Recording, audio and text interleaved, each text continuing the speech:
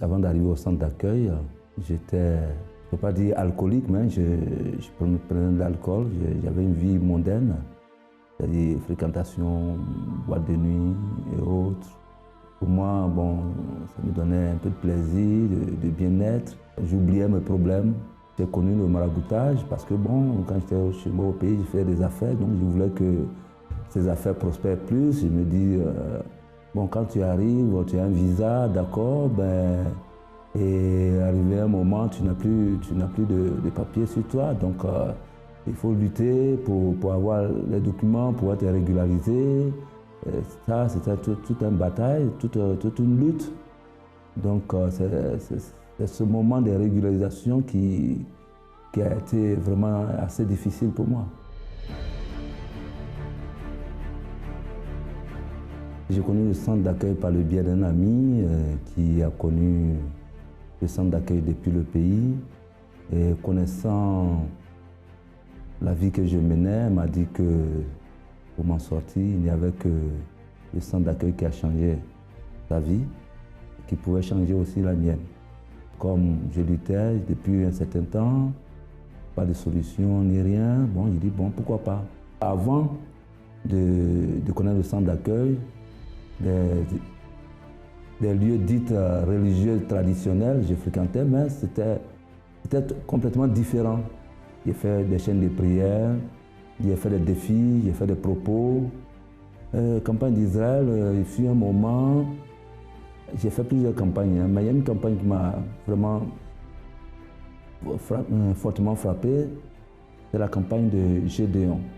Quand j'ai fait cette campagne-là, ça a vraiment bousculé, changé le cours de ma vie. Mais dans un premier temps, j'ai fait une campagne pour changer mon intérieur. J'ai conquis plusieurs choses, notamment la transformation, ma transformation intérieure. J'ai eu l'expérience, j'ai eu la rencontre avec Dieu, le baptême du Saint-Esprit.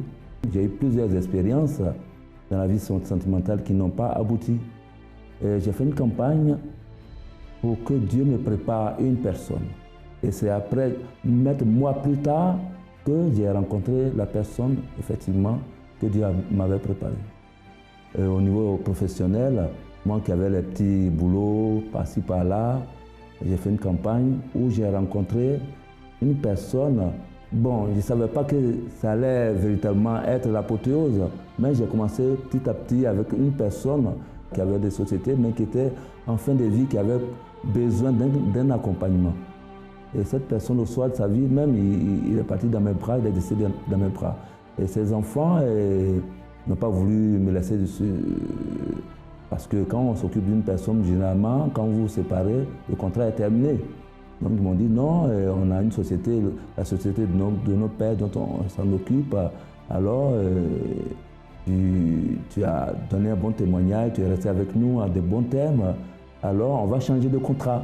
Hein? On change de contrat, tu travailles avec nous et tu es membre à part entière dans la société.